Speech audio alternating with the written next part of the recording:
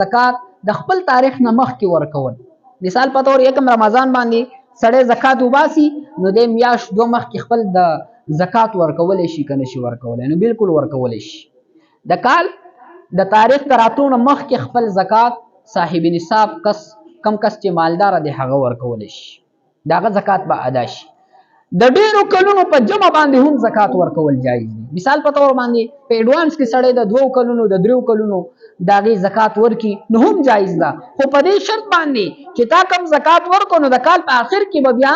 حساب کتاب کې چې دې پیسو چرته نور زیاتې پیسې ګټلې دي کنه دي ګټلې ک نور زیاتې پیسې ګټلې وي نو بیا به د هغه نور زیاتو پیسې چې کم دي ګټلې دي داغه نه بل جدا زکات بیا ورکې. مثال په تور باندې تا د کال په ابتدا کې د 1 لک روپو د حساب نه زکات ورکو اوس د کال اخر چې کله راغې نو دی 1 لک روپو تعالی 50000 روپۍ سیوا ګټلې دي نو د دې 50000 روپو نه موجوده زکات ورکې هغه 1 لک روپو زکات به ادا شوی. خدا مسله د مالدار د پاره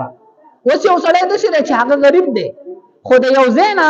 د پیسو راتلو د قیمت راتلو د مالدار کېدو امکان دی چې یاره مال دی او پلان کې زینه چې کم دی نو هغه پیسې را روانې دي او د په ایڈوانس کې زکات ورکي پیسې لا د ملکیت پر راغلي نه دي او هغه نه مخکې زکات ورکي نو دا زکات بنئ ادا شوی.